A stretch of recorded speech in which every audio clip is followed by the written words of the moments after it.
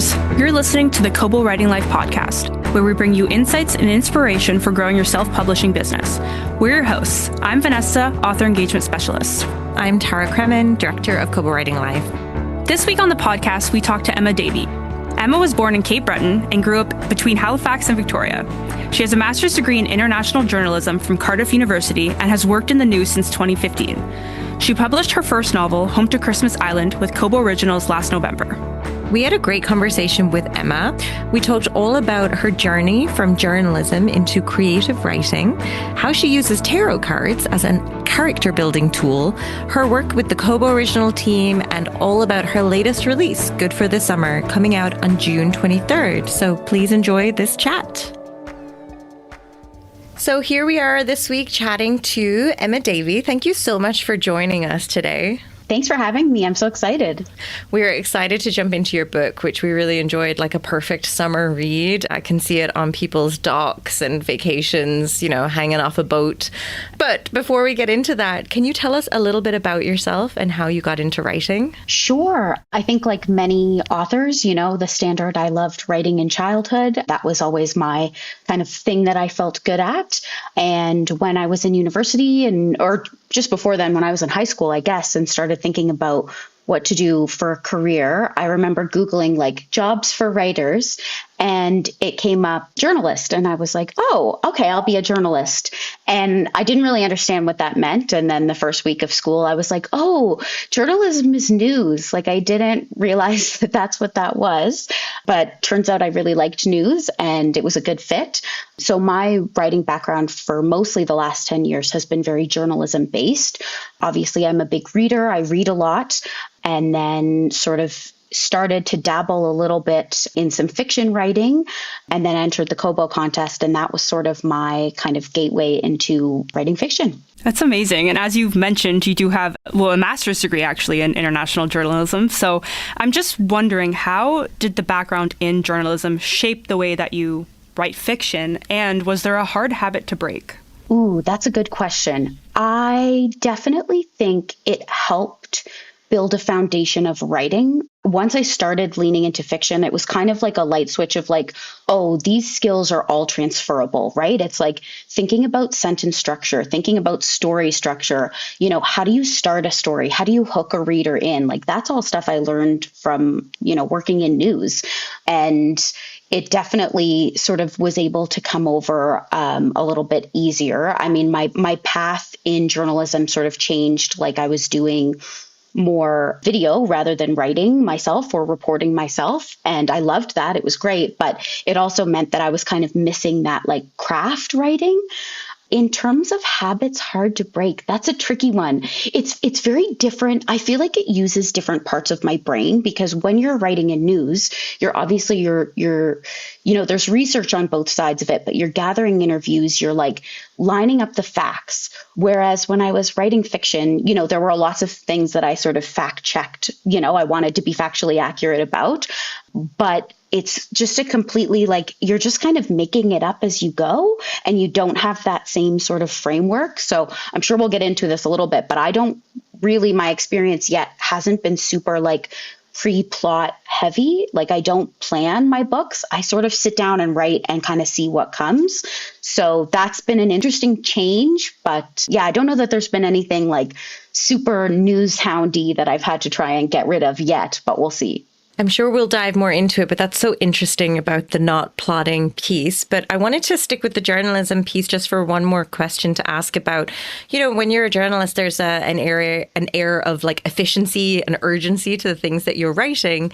So how did you balance this with like the breathing room that like creative fiction needs? Oh, there was little to no breathing room for me, I have to say. There's one asterisk to that, but really, like, I'm very deadline oriented.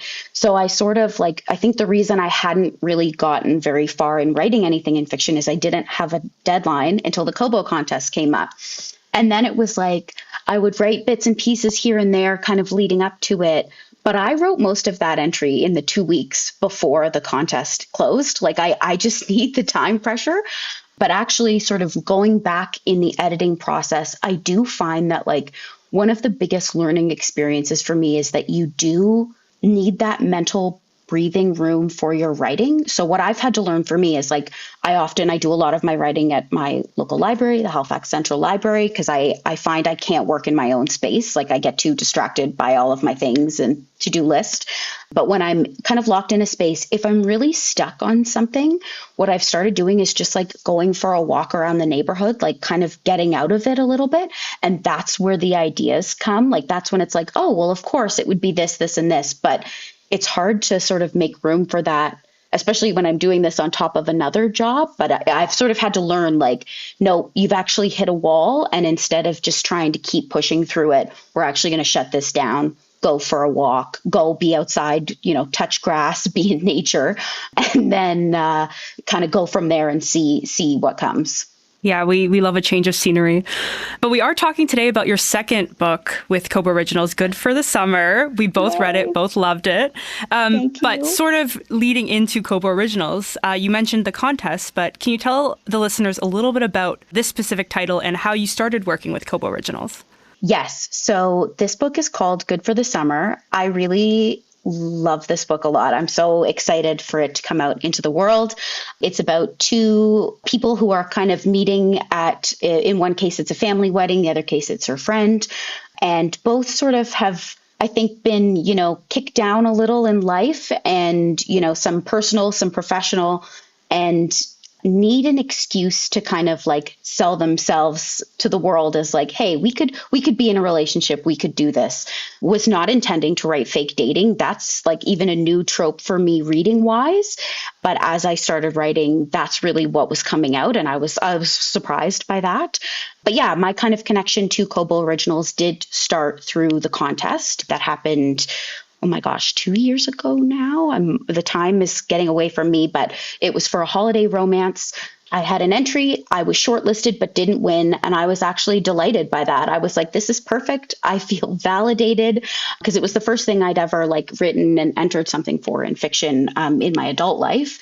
So I was really like, okay, great. I feel like I could do this, but, didn't win this one. And that's actually fine because now nobody has to read it and I can move on with my life. And that would have been the end of that for me. Like, I think about it now, it never occurred to me like, Emma, you wrote this thing. Maybe you should do something with that. It just wasn't even on my radar. Thankfully, Jessica, who works for Kobo Originals, who I love, reached out to me and said, hey, I was thinking about your entry and, would you go back and rework it? And I was like, me? Like, okay. And that process was amazing. Like, it's just been amazing. Like, I'm obviously very biased, but I have nothing but wonderful things to say about Kobo because that process has just been very like straightforward. It's been very quick. Like those rewrites probably started last spring, working on my draft over last summer, came out in November. And then December, I was already starting to work on the next book. So it's been a pretty quick turnaround so far. How did you find that turnaround? Was it easy for you to adapt to? Was it harder? It was one of those things, I think, because I was it was like, well, I'm not going to, whatever that expression is, shoot a gift horse in the mouth. Like the first time I was like, well, I'll obviously do this. I'm just going to have to make it work. And I do think too, like, I have a very full, busy life outside of this. And I think there were a lot of excuses kind of on my end of like, I don't have time to do this. And this is why I haven't pursued this path. And this was a bit of a challenge to that for me because actually I found the time. Like, there are things you can do. And I've sort of got it in my routine now, if that makes sense. Like I had to kind of make the space for it. And now that it's there, it's like, oh, I always had time for this. I just wasn't like kind of on the ball as much. So the first time, like I felt the first turnaround was really quick and I enjoyed it. I really enjoyed it. But I was starting with something. Like I had 20,000 words. I had an outline of a story. So to go back and rework that was a little bit easier than what I did the second time around. Like Jessica and I start talking in December about this book. I've written nothing. Don't even have like the 20,000 word beginning. And she and I now have this bit because I will always say to her, like in the first draft, I think she had 50,000 words the first time. And I was like, whoa, 50,000. Like, that's crazy. I'm never going to, can we bring that down to 40? And then I gave her 50 and we kind of had a laugh about that. And then for the first draft of Good for the Summer, it was like, she had 60,000. I'm like, whoa, can we start with 40? Like, can we just see how we do? And then of course I send my first draft and I'm like, P.S. Jessica, like, you're going to laugh when you see the word count, because it was already over 60,000. So yeah, it's I'm making it work, but yeah, it's definitely been very quick. But like I said, I'm very deadline oriented. So that's been good for me. Shout out to Jess, who is just a wonderful colleague as well. So I'm glad that you're having a nice time working with her. What was it like? I know you're talking a little bit about the process of, like, you know, fitting the writing around your regular schedule, but like creatively, what was it like to dive into this world again? Like, was that exciting, or did you kind of feel like you never really left it?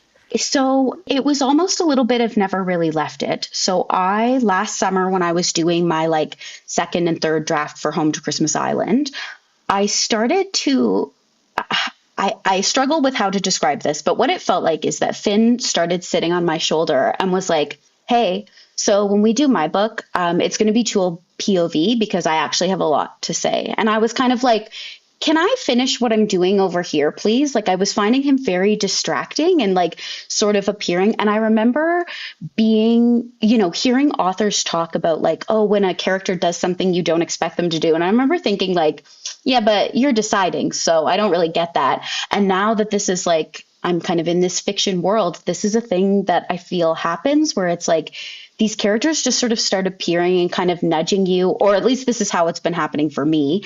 And so, yeah, I really didn't feel like I had left it. I was laying little seedlings of this in Home to Christmas Island because I sort of knew, I was like, oh man, like he is on me, like he is here and he wants his say. So I guess I better start writing that. Yeah. Now, do you see him as the angel or the devil on your shoulder? Oh, he's the devil. He's the devil on my shoulder, 100%. He's a bit of a troublemaker, but that's the fun, you know? And your book is set in the Maritimes again, which we were just saying before we hit recording. It just really made me want to visit Nova Scotia again. And just wondering if you can talk about the setting and how that influences the stories that you write, because the setting essentially is like its own character and it very much is part of your world. So yeah, tell us more. Yeah, it's funny. One of my editors, both books it was done through Page and Proof Editorial. They're amazing. Shout out to them. But Hillary, when she looked at my first draft, she was like, the Cape Breton Tourism Board should be hiring you to do work for them because I want to go there, which I love. I mean, it was sort of when I was thinking about my contest entry, like way back when, I was kind of like, you know, starting to think of what a story would be. And it was sort of a write what you know type thing. And that is a very special place to me. I mean, I was born there, but we didn't live there for very long. I've sort of bounced between Victoria and Halifax a lot of my life. And but Cape Breton was always home. That's where my grandparents were. That's where we would go for the summers and kind of converge with family. And it just so happened the first time around, it was a Christmas book. So I was really leaning on like all of the magical kind of Christmases that I've had in Cape Breton and, you know, Nova Scotia. I do think like people are hungry for Canadian content at the moment. And for me, I have always had a soft spot for the East Coast. You know, I lived in New Brunswick. I've been, you know, go to PEI most summers, been to Newfoundland a few times. Like there's something very special out here. And I really wanted to share that because I do think, you know, people think of Canada. It's always like, are you from Toronto? Are you from Vancouver? Like, no, east of Toronto. So you must be from Montreal. Like, no, keep going. So yeah, it really, that kind of shaped, you know, when I was just first starting to write of like, okay, well, what's a place that I know and love? This is a place that's special to me. And I'm very lucky to have seen it through the eyes of my friends who are not Canadian. So one of my best friends is from England. She's come to stay with my family many, many summers in Cape Breton. I've got another good friend from Germany I met doing my master's program, brought him up there. And when you see it through someone else, like the awe that I always saw through other people, I was like, wow, like I think I take this for granted a little bit, that this is really a beautiful place, and tried to kind of get that into the writing as well, that like part of the joy of being there and being in this place is just like the scenery. It's the setting. It's also the kind of Cape Breton people, like, you know, going to the local pub and knowing your neighbors and knowing who's around and everybody's talking about you, like that. It just sort of kept cropping up. But yeah, especially if we're good for the summer, I wanted to get those physical descriptions in, because it is so beautiful there in the summertime. You should work for the tourist board. I need to go. I'll show you around. Please. I want to talk about world building a little bit, because a lot of romance authors now have big world buildings, less standalones. And, you know, there's a difference between fantasy world building and romance world building. So I'm just curious your take on it. And did you approach the world building a bit differently now that you had a world that existed on the page already? Yeah, it's really interesting because you see all of these authors that I'm just in awe of. Like, I was reading a series earlier this year, The Ravenels, which I think has 7 books. It's like a historical romance series. But as I was going through it, I was like, oh my God, there are 7 books here. She has built this world. There's all these interconnected things. She's calling back to things in the first book that I've forgotten about. Like, I'm just in awe of that. And actually writing even just a second book, I think, gave me an appreciation for, it's really hard to write a series. It's really hard to like have a world that can consistently keep satisfying readers and bringing people back. Like, that's not easy to do. As an author, I did find it a little bit, there are pros and cons to it. And there were some moments when I felt really like, oh, I'm really stuck here. I'm really like, I have to kind of keep it true to this world, but I'm having ideas and wanting to try other things. And I'm like, well, I can't yet because I'm still in this world. Like, it's a commitment. Even 2 books, like it is a big commitment. So yeah, for me, it was interesting to going back in a different season, I think helped me, because it was like, there are some different things I can lean on and have characters do and places we can go, because winter, you're not like stuck in your house as much or indoors as much. And that really helped me because I needed that kind of like setting piece of it. But, you know, I just applaud anyone who's doing more than 2 books in a series. Like, I think it's amazing, because I'm like, there's so much you have to think about and remember. Like, I found myself going back to my final draft of Home to Christmas Island being like, what was that again? Where was that thing? Like, you know, I understand now why people have these like giant plot maps and like lists of things, because to keep it all straight, like that's a big, big lift.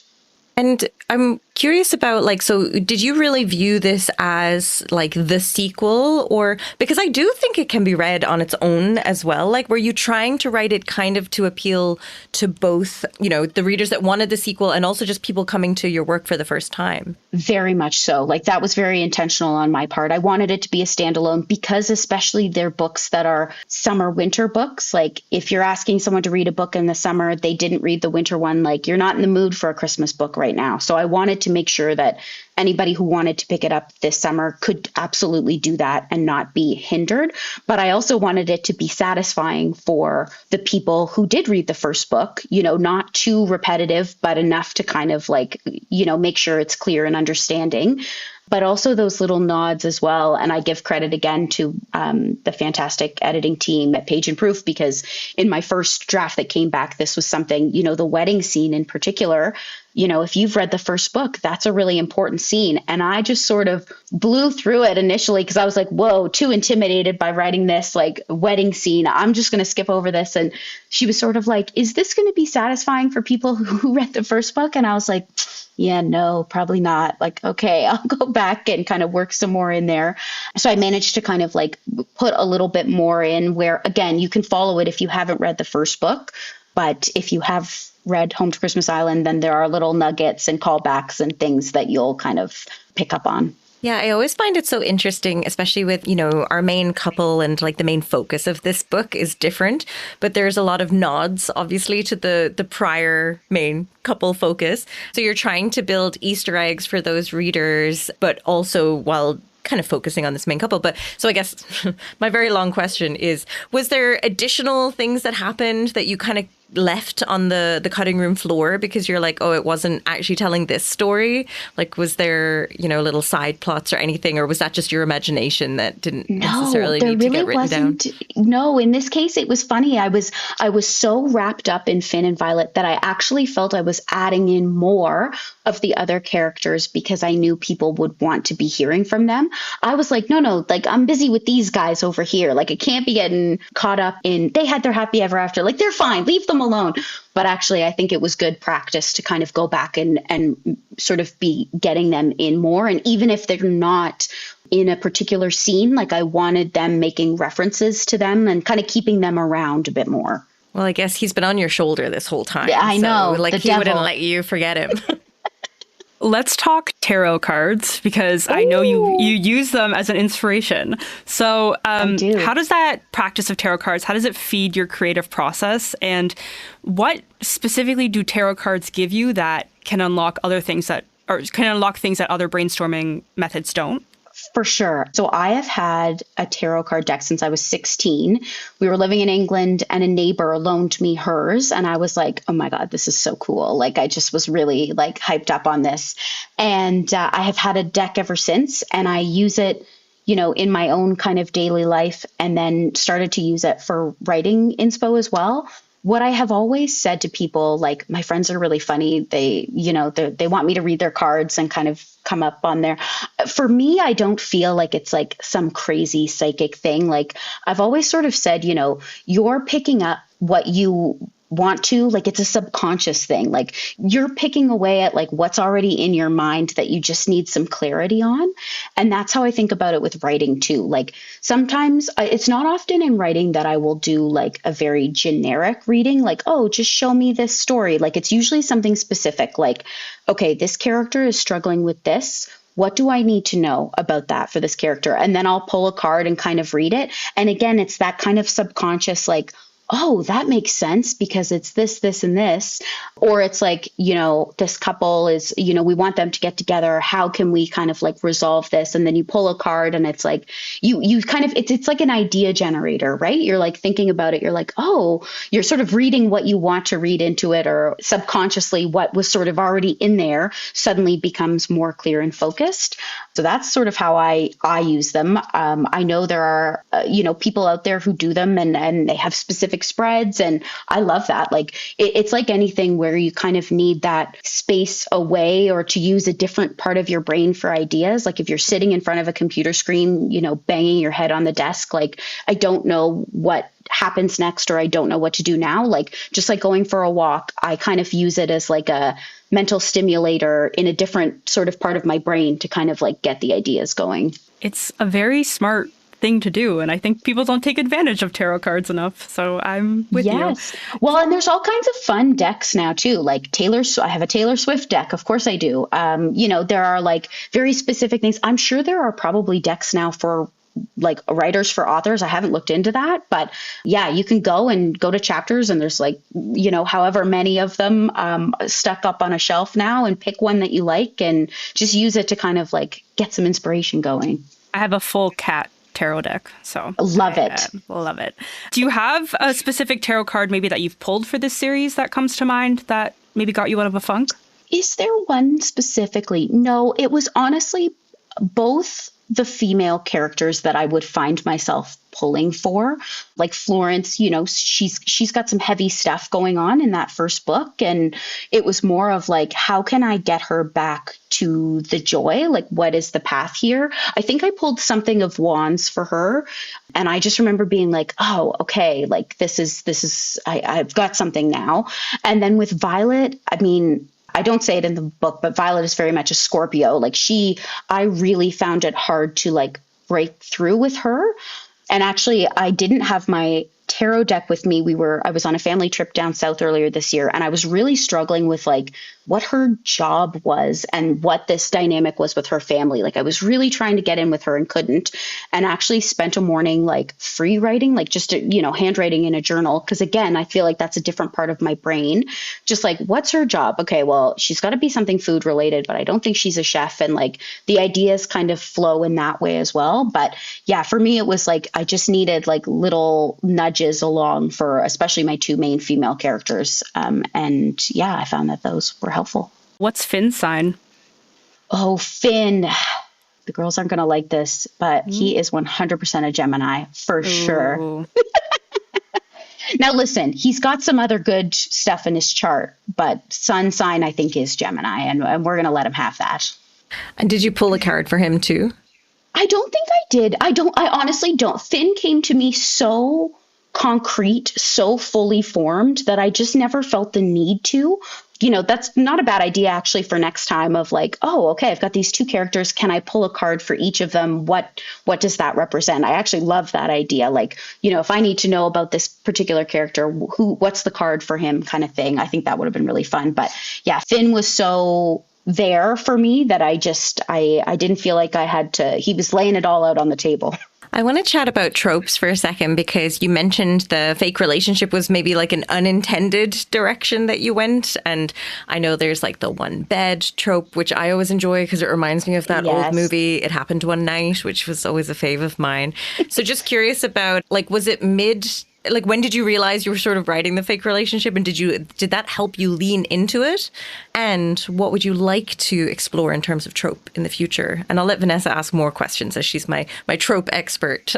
Okay. I didn't, when I wrote Home to Christmas Island, I really didn't think about the tropes ahead of time. Like it was sort of afterwards that I was like, oh, like there's a couple of tropes in here. And I think it sort of started, enemies to lover is my favorite trope. And while I wouldn't necessarily, Alistair and Florence are very much like dislike, or they're not exactly enemies. Like I love a like mortal enemies, romantasy type enemies to lovers. But yeah, I wasn't really thinking about, oh, what will the tropes be for this book? It was more that I was trying to understand how these two were going to come together and why, and then started to go down. And, you gotta throw the one bed in when you can. Like, it's just a classic. The girlies love it.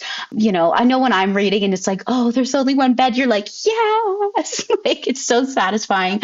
So yeah, that was kind of one that was more intentional. And then I guess one of the ones kind of that fits for them is forced proximity, but I never clued into me that was one of the tropes. Like I should probably, again, I got to work on like plotting before my books, but thinking more about tropes before as well. But it's nice to kind of let it come naturally, because that was really fun to be like, oh, they're going to pretend to date? Like, really? Oh, okay. I guess we're doing this. Like it wasn't kind of on the radar for me. And that was sort of the joy of it. It was just being like, oh my gosh, okay, here we go. Like, this is crazy. You guys are crazy for this, but let's do it. Let's say you were plotting one. What would you like to write, trope-wise? Oh, man. Listen, there are currently, I would say, 10 to 12 books. So now sitting on my shoulder, Finn's got a line behind him now. I love the idea of like a real enemies to lovers, but that to me has to be in like a fantasy setting. I love a second chance romance, like a childhood romance. That there's one that I've got kind of mulling around with that I'm like, ooh, I haven't dabbled in that yet. Like these have all been new kind of like later in life meetings. So I love the idea of like going back to an earlier time in life and kind of exploring that a little bit and why it didn't work the first time and why it could work now.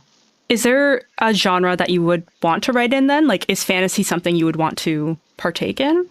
Well, Vanessa, listen, I scare myself because let's see what's on my shelf here. I definitely have more contemporary romance that I would like to write. There's some fantasy romance in there. There's a sports romance.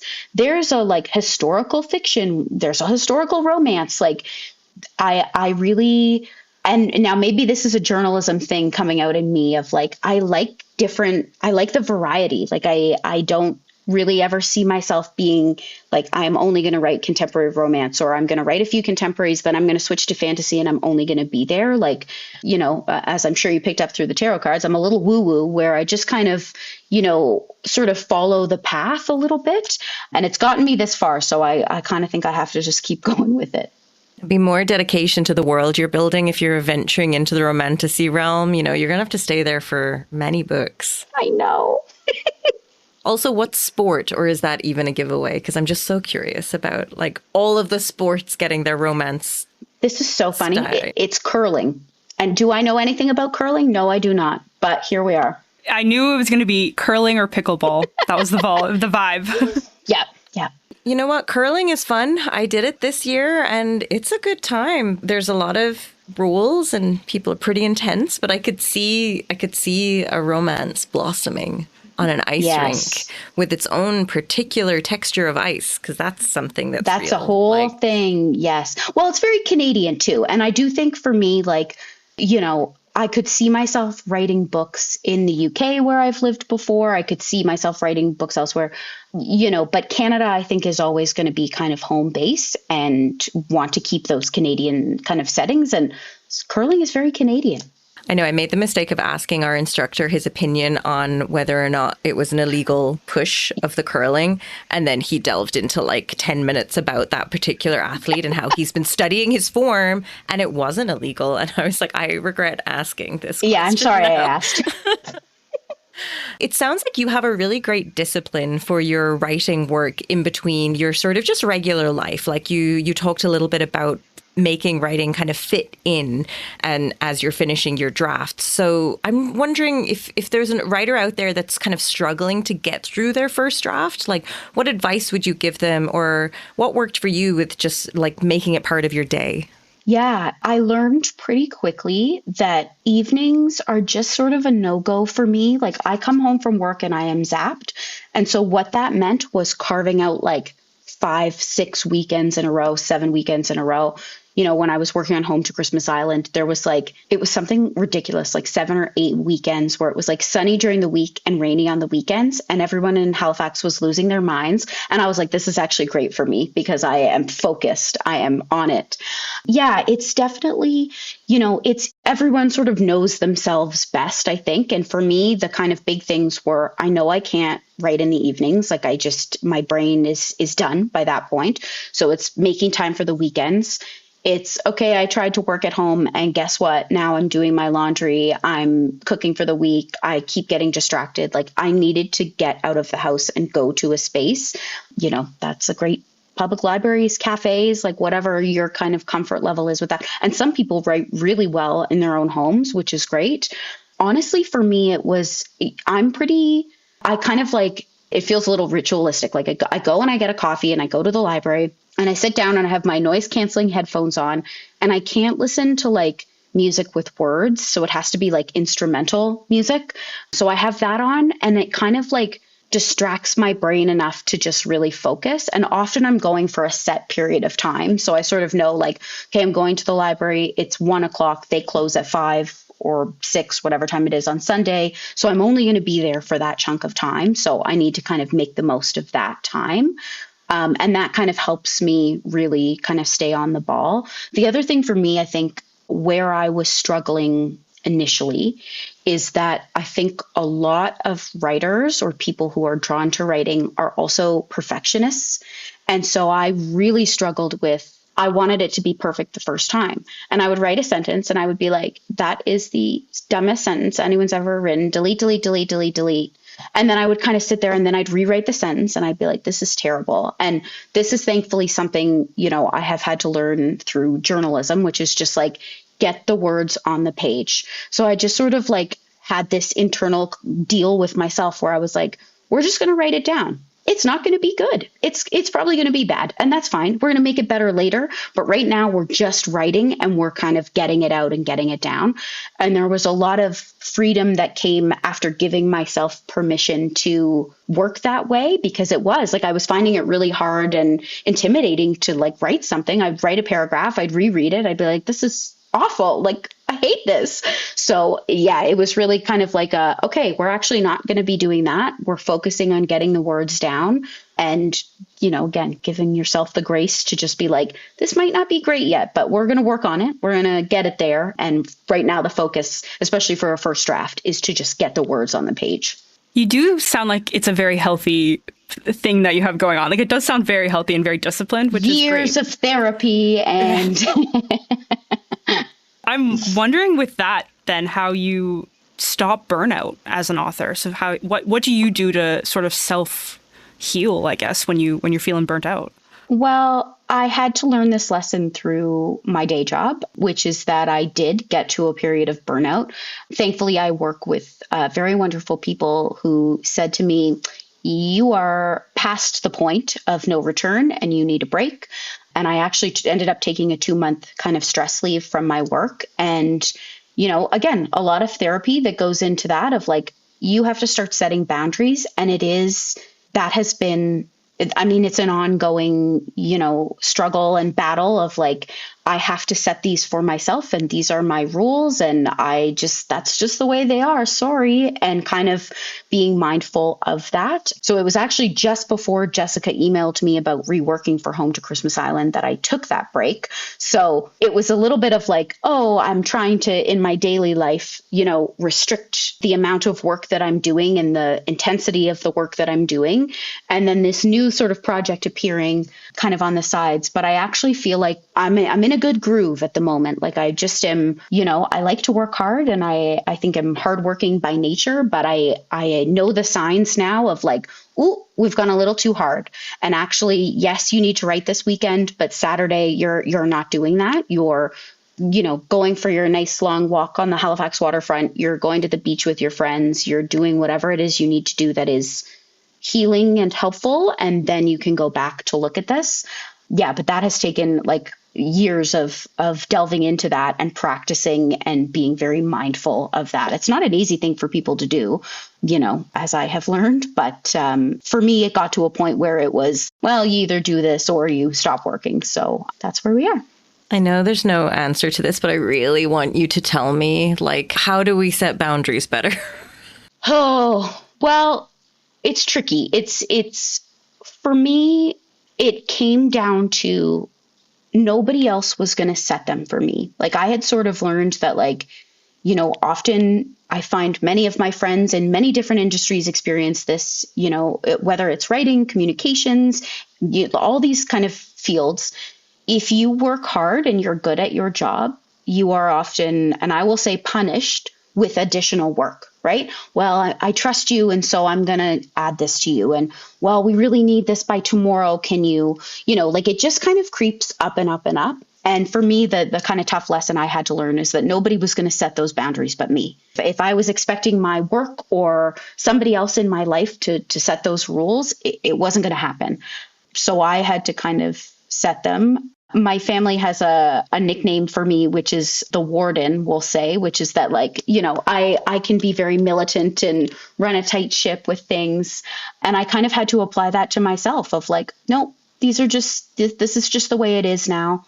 Oftentimes it's not so much other people's deadlines or standards, it's my own that get in the way. And so I kind of, when I start to feel that rising, like I am starting to feel really overwhelmed, like how am I going to get this all done? It's like, well, you can only do what you can do in a day and then we'll pick it up again tomorrow. But again, therapy, self-healing books, like, boy, I've been reading in that genre the last couple of years and it's definitely paying off. So I am striving to be like you. This is like very inspirational.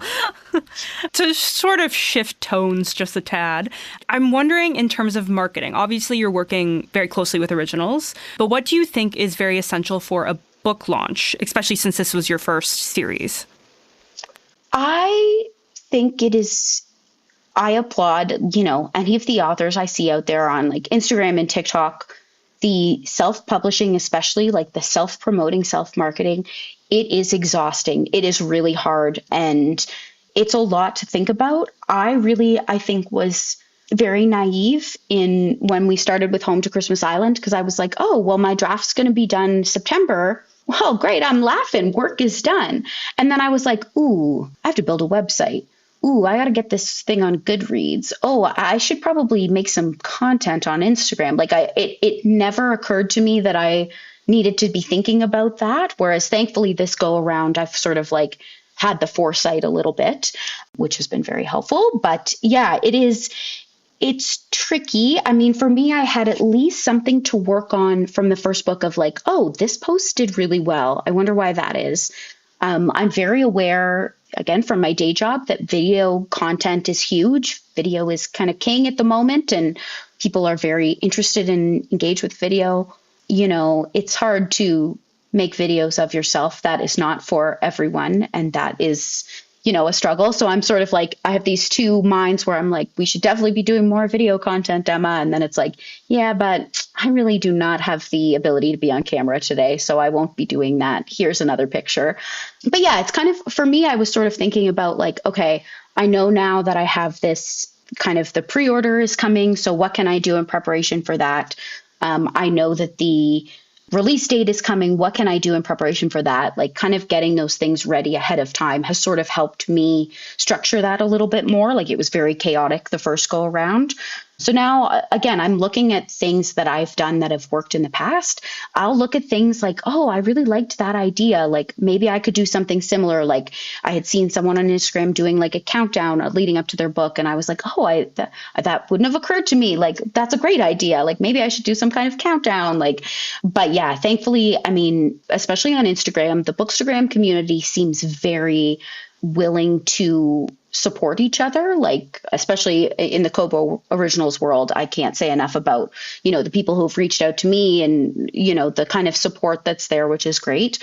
But the marketing is that's a big thing to bite off. And, you know, for me, it's been leaning on skills that I have or things that I know I can do. Like I like to take pictures. I like to go out and kind of take pictures if I'm traveling, whatever.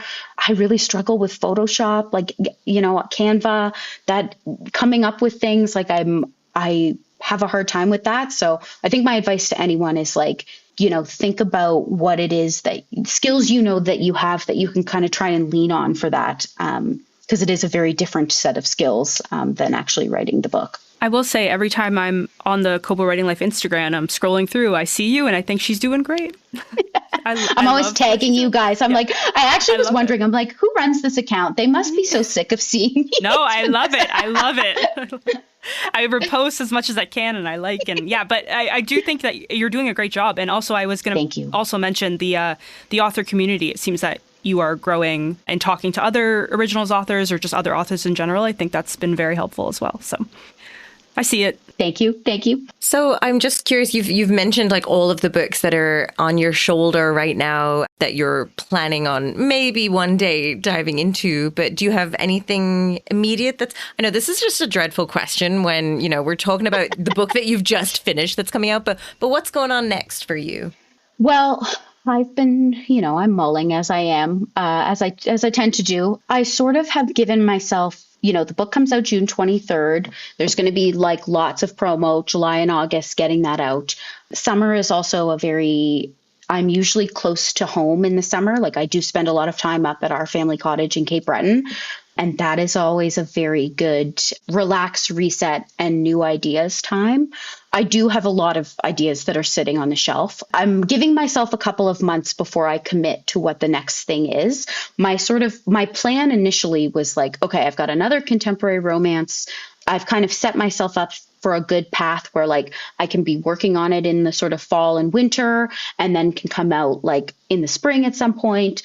But I just want to see what feels right for the next step. Like again, with the kind of, you know, woo woo, whatever, I'm kind of giving myself like, when it's time to get into that, like I'll know which is next and I'll just go with that. Like the gut instinct kind of thing. I have to lean on that very heavily.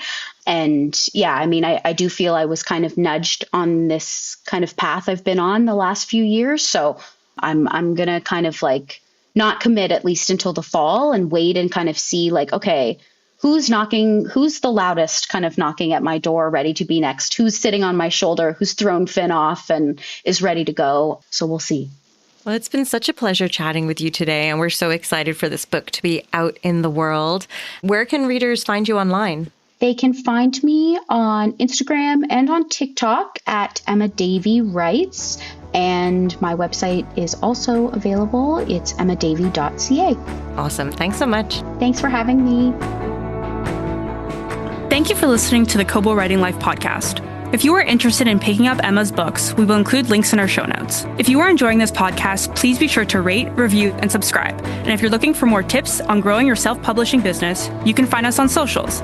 We are at Kobo Writing Life on Facebook, Blue Sky, Instagram, Threads, and TikTok. This episode was hosted by Vanessa Salemi and Tara Kremen, with production by Terrence Abrahams. Editing is provided by Kelly Robotham, and our theme music is composed by Tearjerker. Big thanks to Emma for being a great guest. If you're ready to start your publishing journey, sign up today at kobo.com/writinglife. Until next time, happy writing.